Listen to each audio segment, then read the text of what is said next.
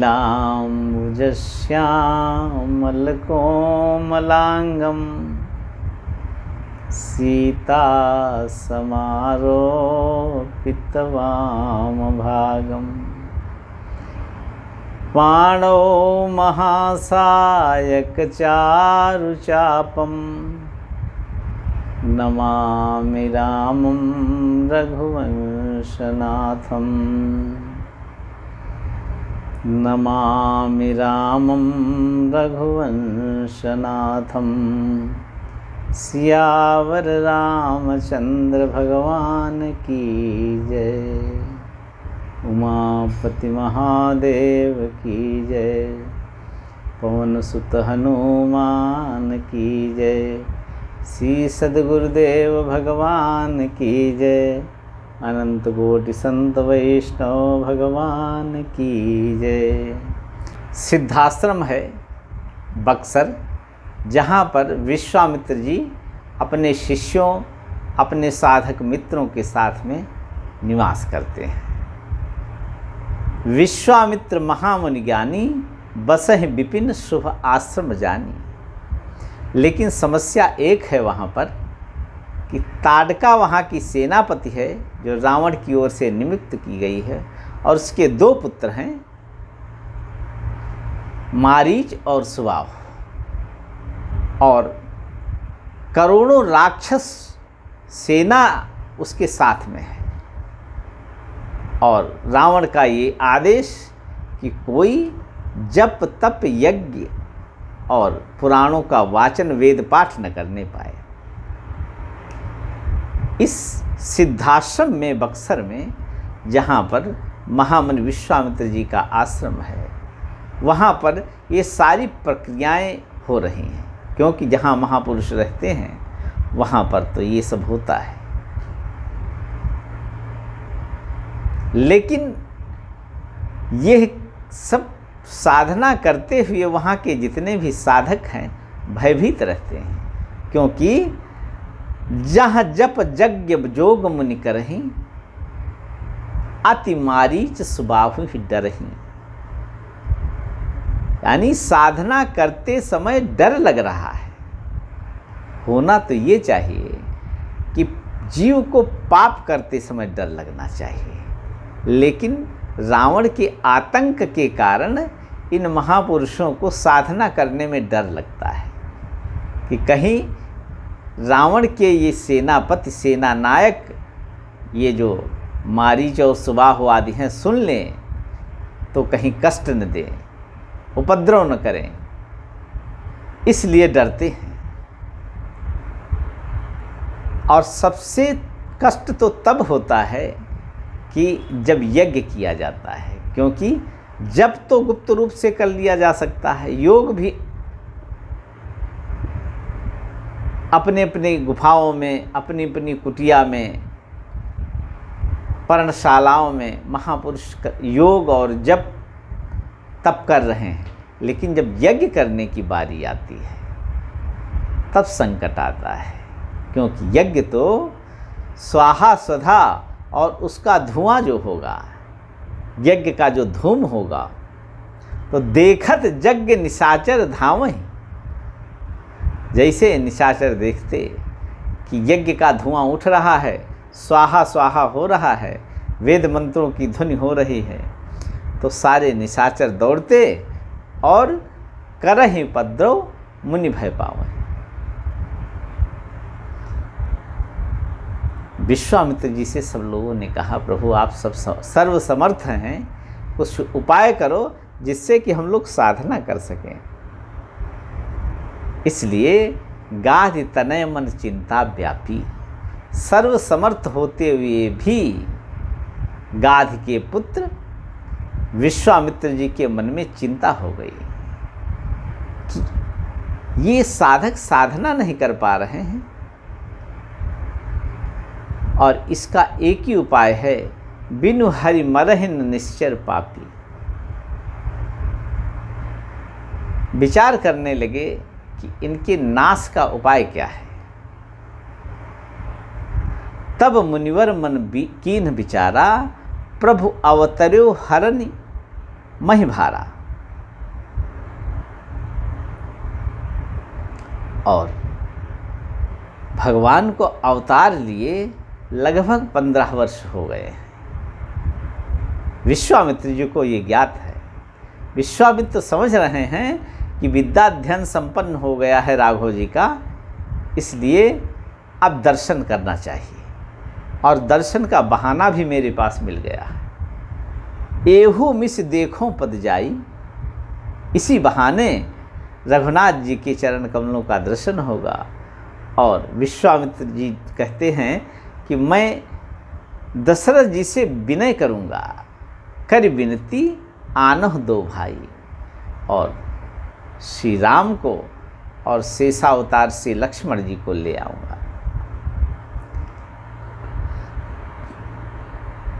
इतना मन में आते ही मन में संकल्प विकल्प उठने लगे।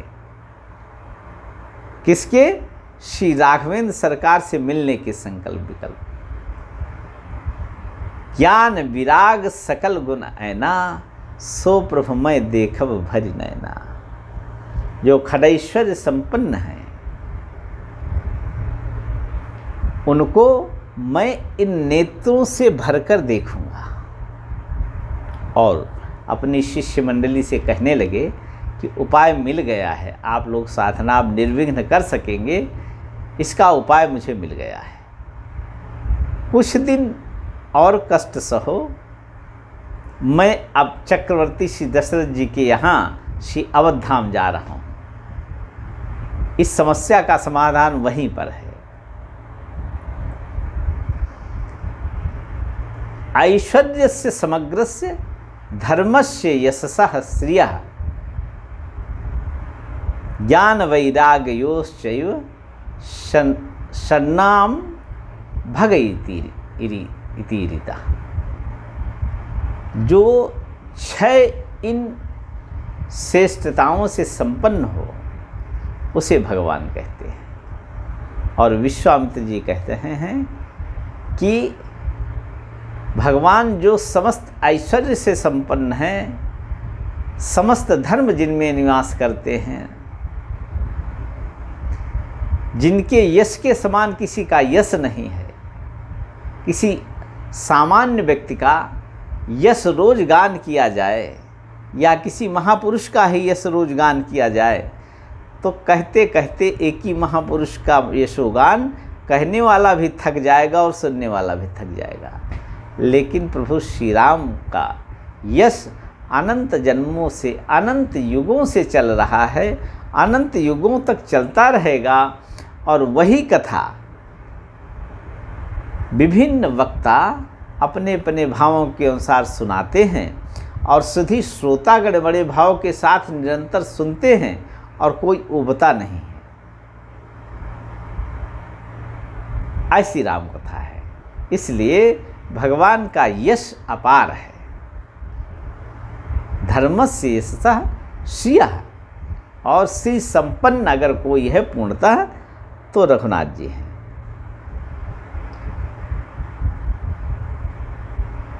वैराग्य और ज्ञान,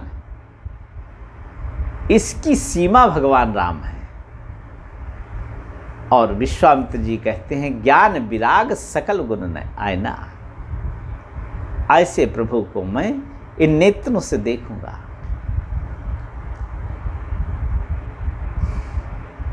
चल पड़े और बहुविधि करत मनोरथ, जात लाग नहीं बार, करि मज्जन सरऊ जल, गए भूप दरबार। विश्वामित्र जी तत्काल ही पहुंच गए। यात्रा में कुछ श्रम नहीं हुआ, क्योंकि मन में उन भगवान की से मिलने की अभिलाषा है जिनको योगी जन अपने हृदय में ढूंढते रहते हैं। श्री अवध धाम में जाकर श्री सरजू जी का स्नान किया। कथा ये कहती है कि किसी भी तीर्थ क्षेत्र में जाया जाए, वहाँ के जो इष्ट पुरुष हैं, इष्ट देव हैं, उनके दर्शन करने से पहले वहाँ के तीर्थ में अवगाहन किया जाए। और विश्वामित्र जी ने श्री सरजू माता में स्नान किया और राजा दशरथ के दरबार की ओर चल पड़े। दशरथ जी ने सुना कि विश्वामित्र जी आए हैं, तो मुनि आगमन सुना जब राजा, मिलन गयो ले विप्र समाजा। ब्राह्मणों का समाज लेकर विश्वामित्र जी से मिलने दशरथ जी चले। दंडवत किया, सम्मान किया और अपने राज सिंहासन पर, जो सूर्यवंश का राज सिंहासन था, उन पर लाकर दशरथ जी ने श्री विश्वामित्र जी को पधरा दिया, बैठा दिया। निज आसन बैठारे आनी। और देखो भगवान राम के पिता कितने संतों के लिए समर्पित हैं, ये तो कोई दशरथ जी से सीखे। चक्रवर्ती सम्राट जब स्वर्ग में चले जाते हैं तो देवराज इंद्र जब सुनते हैं कि दशरथ जी आए हैं तो अपने सिंहासन से उठकर अगवानी करते हैं और अपने साथ आसन पर बैठाते हैं। देवराज इंद्र के आसन पर दशरथ जी को बैठाते हैं। ऐसे दशरथ जी आज विश्वामित्र जी के चरणों के पास बैठ गए, निज आसन बैठा लेने।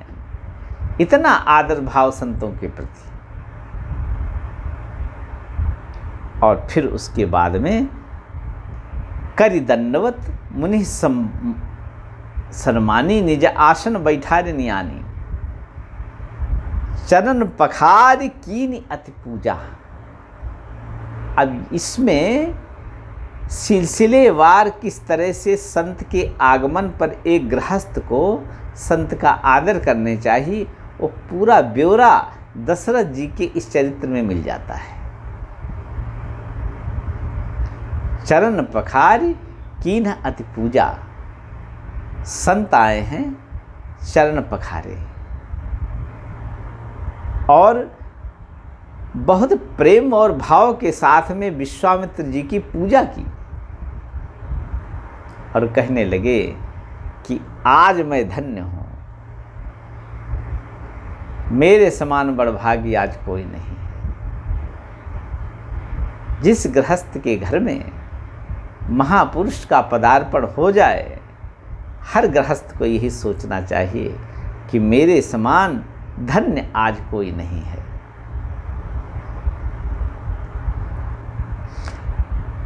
फिर विश्वामित्र जी को दशरथ जी ने बड़े भाव से भोजन करवाया।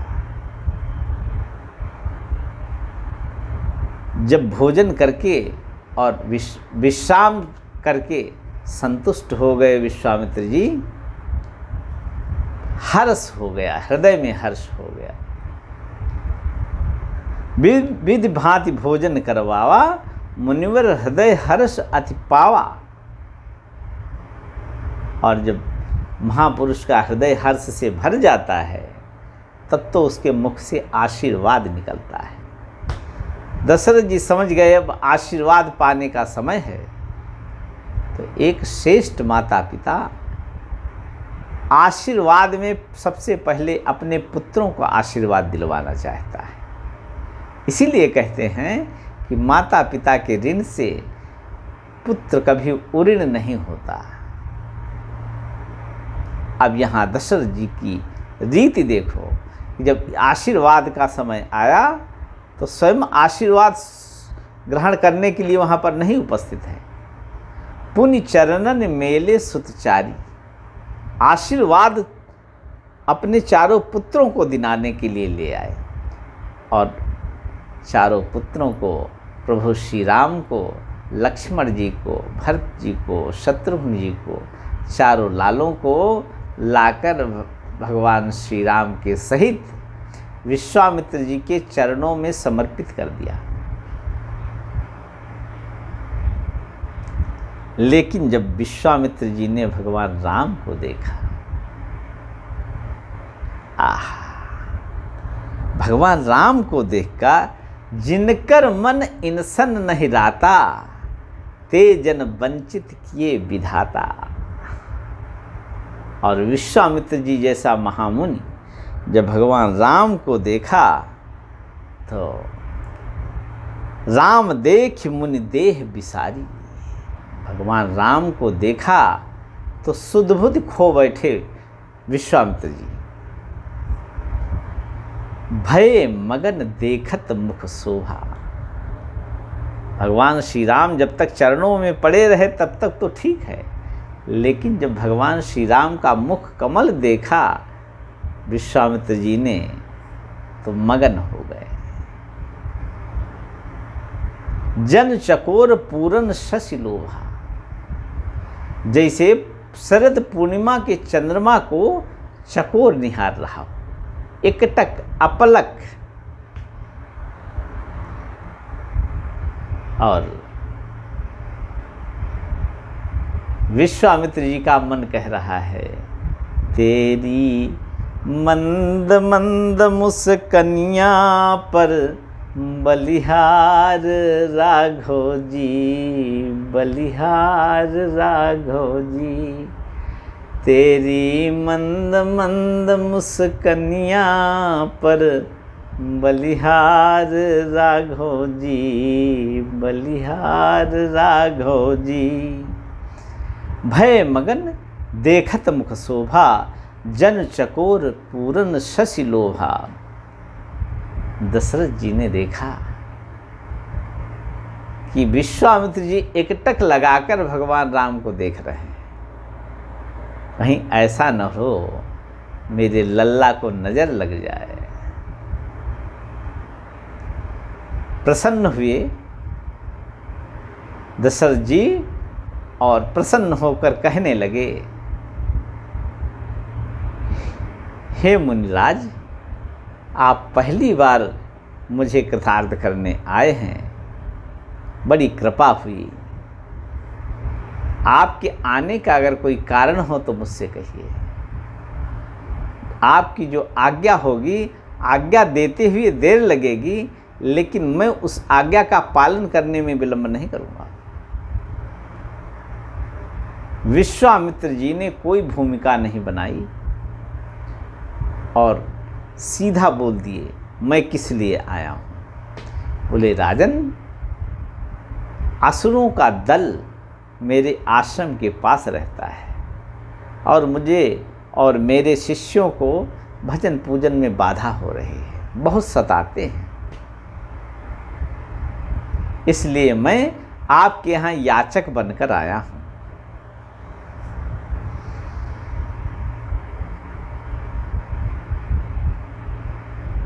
दशरथ जी सोचने लगे कि मैंने देवताओं की तरफ से राक्षसों को परास्त किया है, यह तो यश सर्वविदित है। इसलिए विश्वामित्र जी मुझे लेने के लिए आए हैं कि मेरे आश्रम को इन असुरों से रहित कर दो। लेकिन विश्वामित्र जी ने कुछ और बात कही। विश्वामित्र जी ने कहा, अनुज समेत देव रघुनाथा, आप रघुनाथ को मुझे दे दो, और अकेले नहीं, छोटे भाई लक्ष्मण के साथ में दे दो। राजा दशरथ ने कहा, इससे क्या होगा? बोले, निश्चर बध मैं होव सना था। इससे दो कार्य होंगे, एक तो निशाचरों का वध हो जाएगा और दूसरा मैं अनाथ हूं, सनाथ हो जाऊंगा। देखो, जब तक जीव रघुनाथ का नहीं है तब तक चाहे जितना ऐश्वर्य हो जाए, चाहे जितना बैंक बैलेंस हो जाए, चाहे जितना ज्ञानी मानी हो जाए, लेकिन वो वस्तुतः अनाथ ही है। क्योंकि जब भगवान नाथ होंगे तब वो सनाथ होगा। जब वो हृदय से मान लेगा कि मेरे राघव ही नाथ हैं और मेरी संपत्ति जो कुछ भी है सब राघव हैं, ये मन में जब पक्का हो जाएगा तो समझ लो सनाथ हो गया। श्रीमद् रामचरितमानस में कई लोगों ने अपने को कहा कि भगवान राम के मिलने पर भी मैं सनाथ हुआ, अभी तक मैं अनाथ था। बाली को ले लो, जब सुग्रीव ने ललकारा बाली को तो तारा ने रोका। तारा ने कहा, सुन पति जिन्ह मिल्यो सुग्रीवा, तेज दो बंधु तेज बल सीवा। कोसलेश सुत दशरथ रामा, कालह जीत सकहि संग्रामा। तो बाली ने बड़ा अच्छा उत्तर दिया।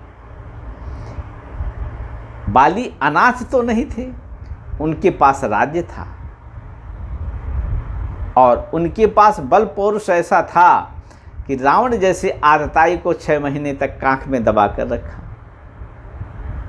अंगद जैसा वीर पुत्र था, तारा जैसी सुंदर पत्नी थी और ज्ञान के भंडार थे बाली। सब कुछ था, लेकिन बाली कहते हैं कि मैं अनाथ हूं। और ये बात तारा से अपनी पत्नी से कहा। कह बाली सुन भीर प्रिय, समदर्शी रघुनाथ। लेकिन जो कदाच मोहि मारे, तो पुनि होव सनाथ। अगर भगवान ने मुझे मार दिया ना तो मैं सनाथ हो जाऊंगा। और यही बात बानर और भालुओं ने उस समय कही जब भगवान श्री राम ने कहा, अब आप लोग अपने अपने घर जाओ और मेरा स्मरण करना। आप लोगों की कृपा से मैं इन दुष्ट राक्षसों को मार सका, विजय प्राप्त कर सकता।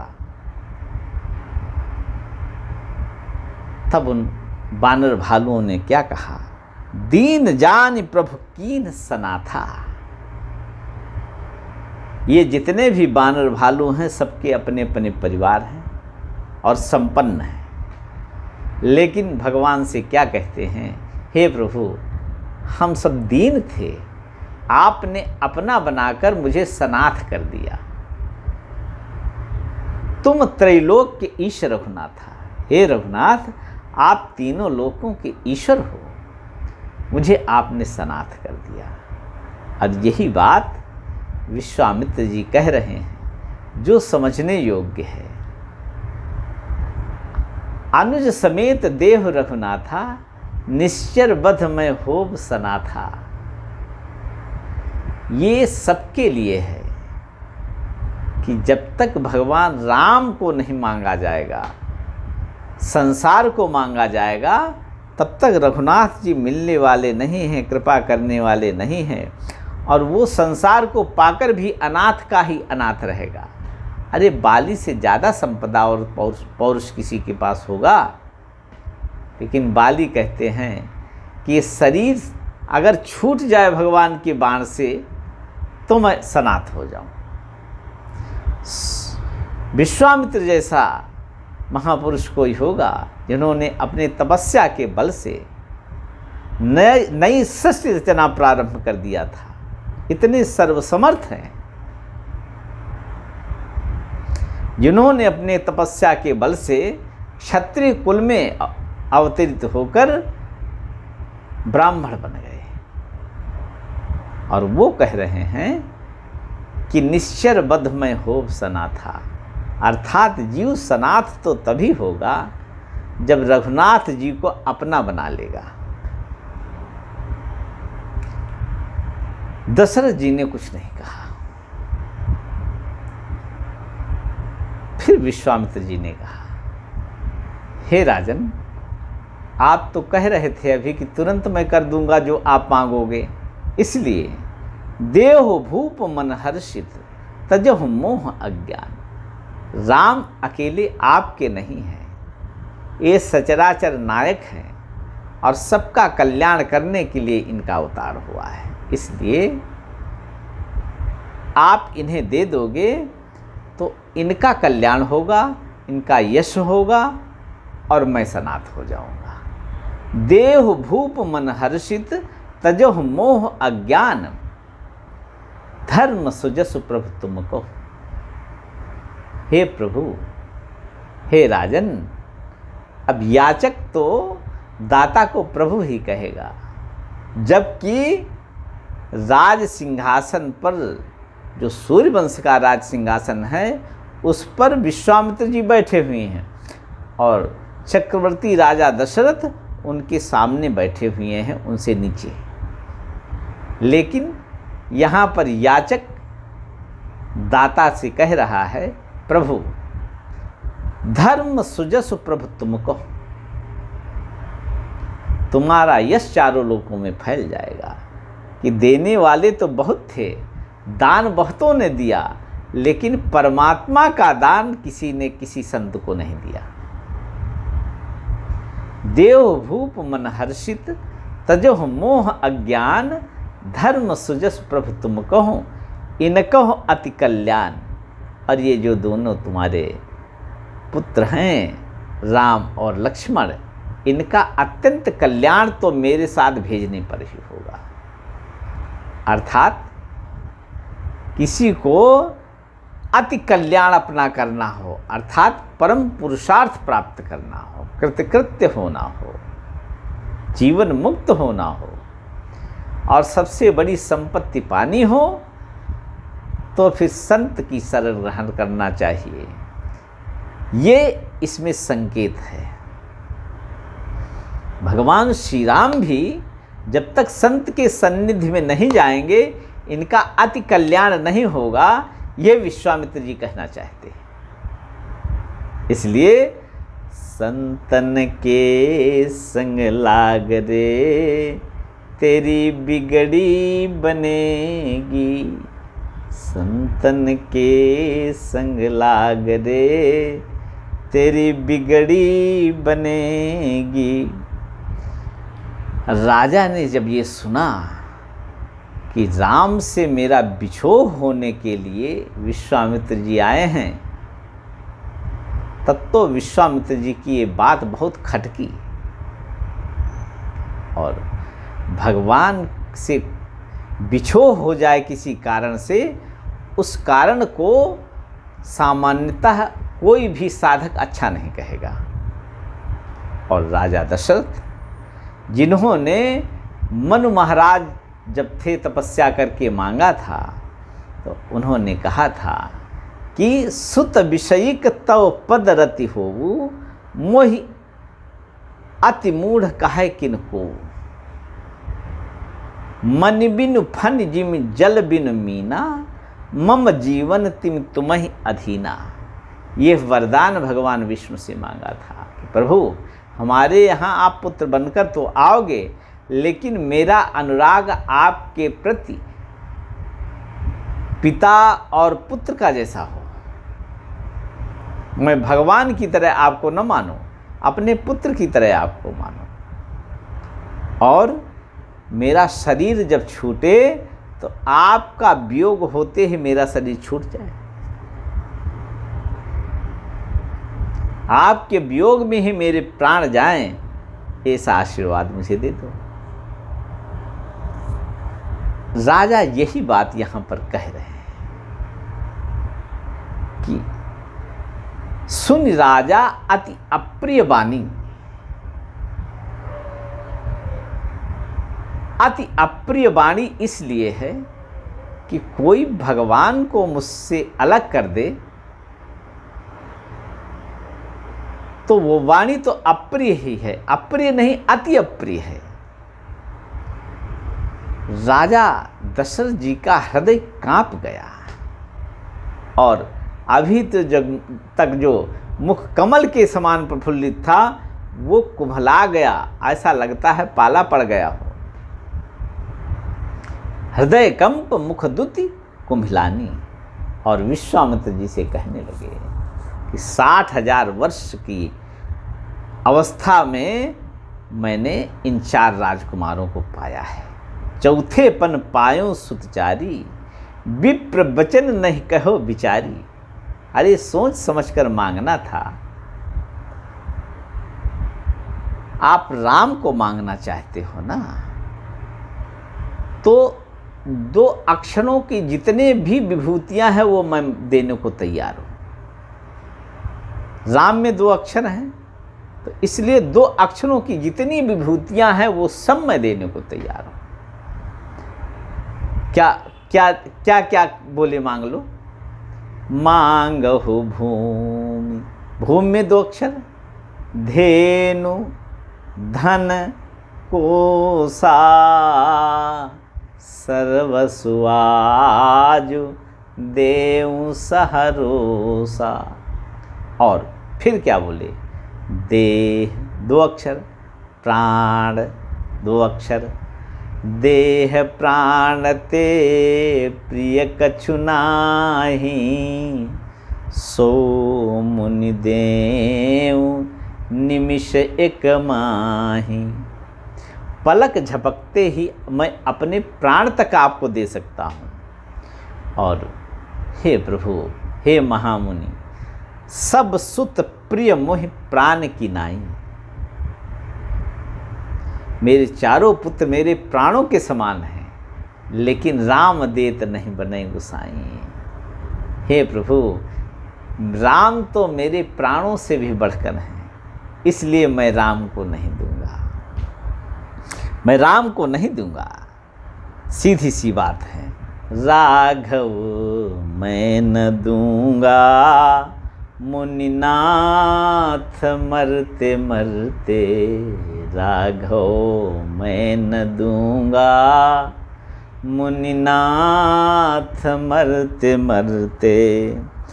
मेरे प्राण ना रहेंगे, मेरे प्राण ना रहेंगे, यह दान करते करते, राघव मैं न दूंगा, मुनिनाथ मरते मरते।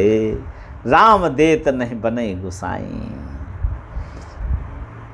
विश्वामित्र जी बड़े आनंद से सुन रहे हैं और दशरथ जी आगे कहने लगे, कहाँ निशाचर और कहाँ अभी 15 वर्ष के होने को है राम। 16 वर्ष से भी इनकी कम अवस्था है।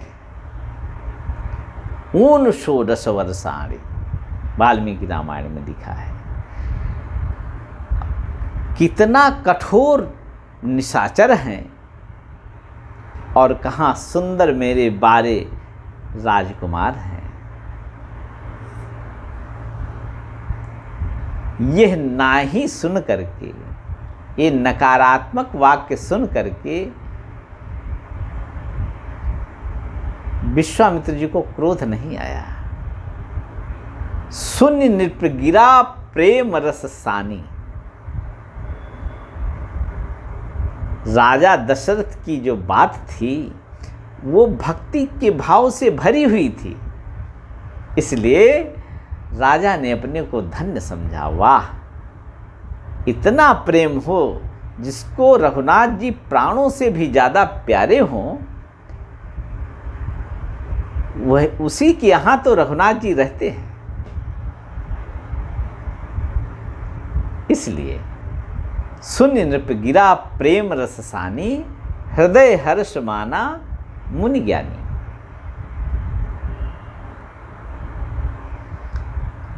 अब जब नाही हो गया कि नहीं दूंगा राम को,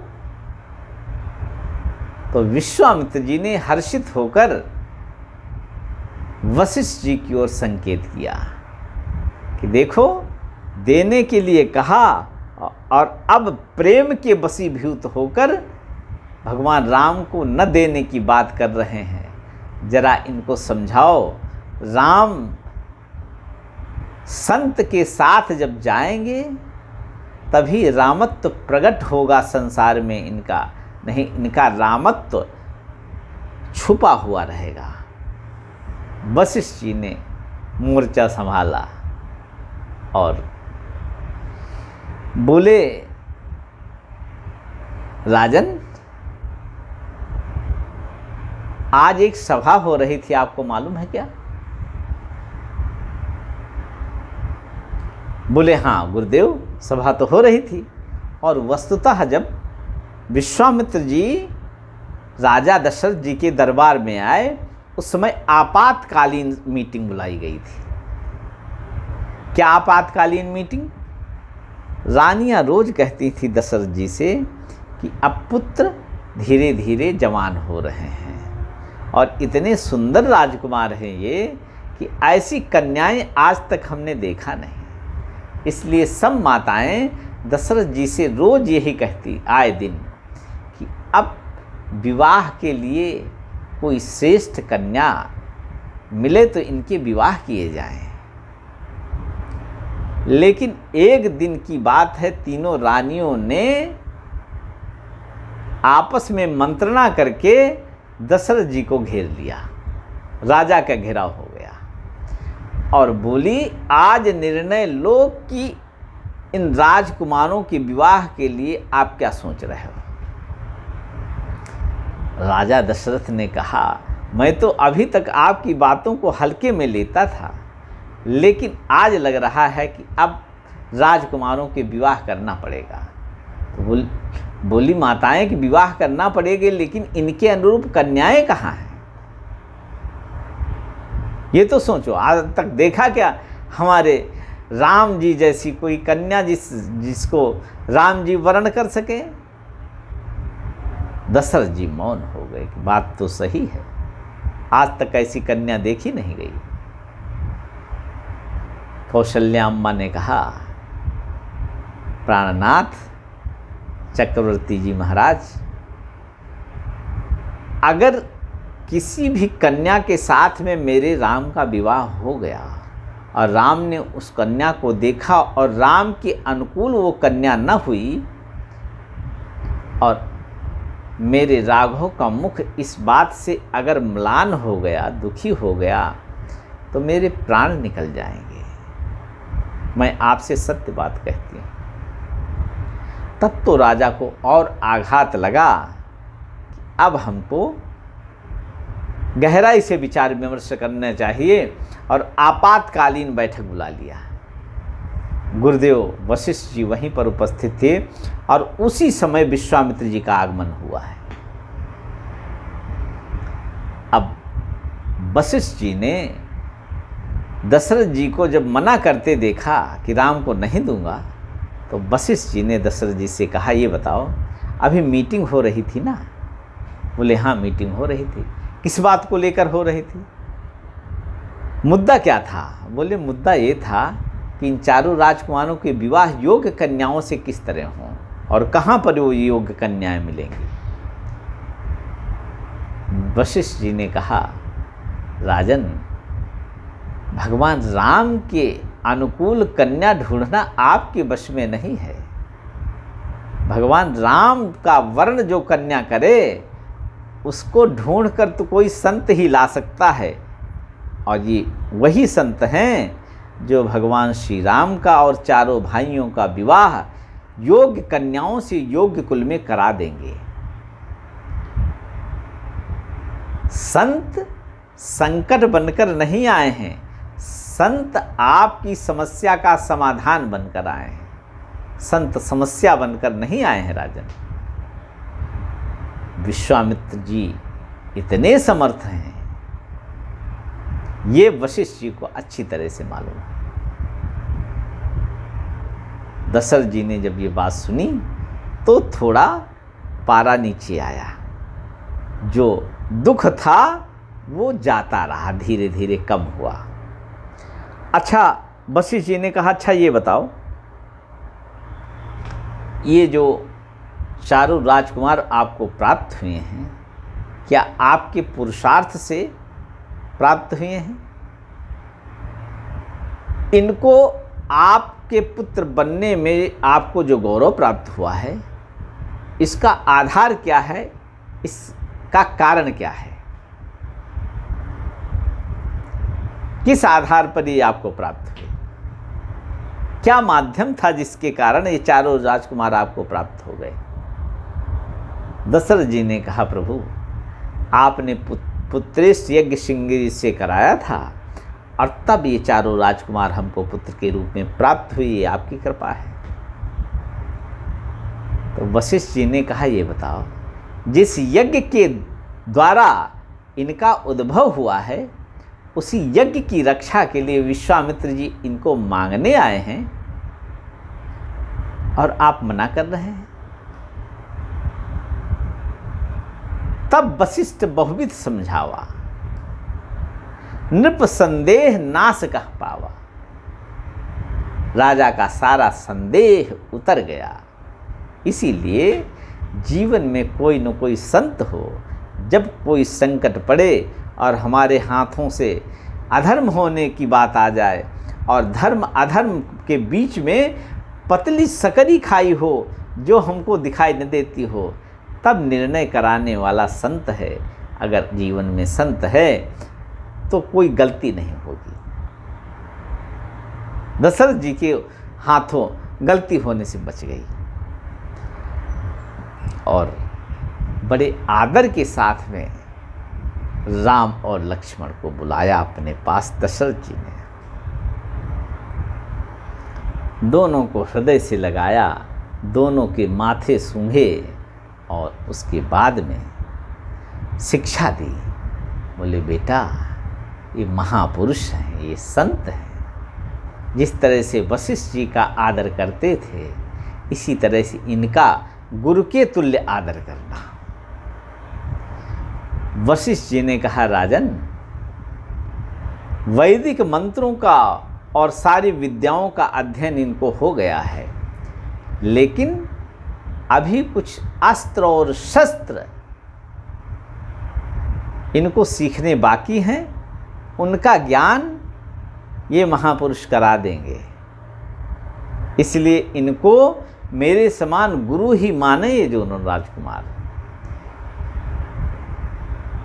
दशरथ जी ने ऐसी ही शिक्षा दी है राजकुमारों को और फिर दोनों भाइयों के हाथ पकड़े अपने हाथ में और वशिष्ठ जी की जैसी प्रेरणा थी उसके अनुसार राजा दशरथ अपने दोनों राजकुमारों के हाथ पकड़कर आदरपूर्वक विश्वामित्र ऋषि से बोले, प्रभु, मैं ये पुत्र नहीं दे रहा हूँ। हे नाथ, मैं अपने प्राण दे रहा हूँ आपको। मेरे प्राण नाथ सुत दो। और एक बात, बड़ी बात कही दशरथ जी ने, हे मुनीश्वर, आज से आप पिता के पूरे अधिकारों के साथ इनको ले जाओ। जब तक ये राजकुमार आपके पास रहेंगे, मैं पिता नहीं हूँ। पिता के सारे अधिकार आपके पास। इनको अपने पुत्र के समान वात्सल्य करना और बेटा राम और लक्ष्मण, इनको अपना पिता मानना, अपना गुरु मानना। ये उदारता दशरथ जी की। और यही कारण था कि जब धनुष भंग करने का समय आया तो विश्वामित्र जानते थे कि ये भगवान राम परमात्मा हैं, ये सर्वसमर्थ हैं और इनका विवाह श्री किशोरी जी के साथ निश्चित है और ये धनुष तोड़ देंगे। अगर इतना अधिकार दशरथ जी न दिए होते तो किसी दूसरे पुत्र का विवाह कोई भी करा दे जा करके बिना अब उसके पिता से पूछे, ये संभव नहीं है। लेकिन विश्वामित्र जी ने कहा, उठहु राम भंजहु भव चापू, उठहु राम भंजहु भव चापा, मेटहु तात जनक परितापा। आज्ञा दी कि इस धनुष को राम जाकर तोड़ दो। और जो जनक जी के जीवन में संकट आया है कि इनकी बेटी का विवाह नहीं हो रहा है, तो आप सियाजू से विवाह करो। यह अधिकार पत्र पहले ही मिल चुका है। इसलिए दशरथ जी ने कहा, मेरे प्राण नाथ सुत दो, तुम मुनि पिता आन नहीं को। अब आज के बाद में इनके पिता कोई दूसरा नहीं है, केवल आप ही हैं। और यह कहकर परमात्मा को संत को सौंप दिया। इतना बड़ा दान आज तक किसी ने किया हो, ये संभव ही नहीं कि किसी ने संत की याचना पर परमात्मा को दान में दे दिया हो। सौंपे भूप ऋषि सुत, बहुविध देहि आशीष। और माता पिता के तो हृदय से अपने पुत्रों के प्रति आशीष ही निकलता है, चाहे निकम्मे पुत्र ही क्यों न हो। और फिर राघव जैसे पुत्र जिसके हों, लक्ष्मण जी जैसे जिनके पुत्र हों, उन ऐसे माता पिता के हृदय से तो निरंतर आशीर्वाद ही निकलेगा। इसलिए सौंपे भूप ऋषि सुत, बहुविध देहि आशीष। अब विश्वामित्र जी से प्रणाम करके अनुमति लिया, गुरुदेव माता का आशीर्वाद लेके आ जाऊं क्या? क्योंकि पिता से 100 गुना ज़्यादा अधिकार माता का है। और भगवान राम ने तो शास्त्र के अनुकूल जीवन जिया है। इसलिए एक शिक्षा और दी यहाँ पर भगवान राम ने कि जब कहीं जाने लगो तो अपने माता पिता का आशीष अवश्य लो। चाहे उम्र में कितने बड़े हो जाओ, पद में कितने बड़े हो जाओ, पैसे में कितने बड़े हो जाए, यश में कितने बड़े हो जाओ, लेकिन पुत्र को चाहिए कि अपने माता पिता का सदा आशीर्वाद लेकर ही घर से निकले।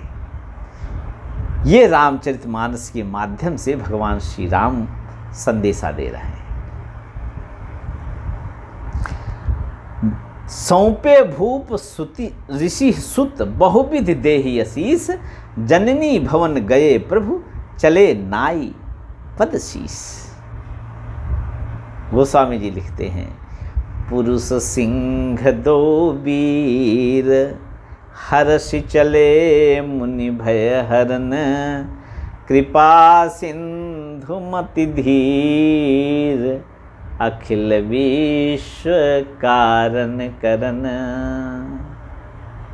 सियावर रामचंद्र भगवान की जय, लोकाभिरामम रणरंग धीरम, राजीवनेत्रम रघुवंशनाथम, कारुण्यरूपं करुणाकरन्तं, श्रीरामचन्द्रं शरणं प्रपद्ये।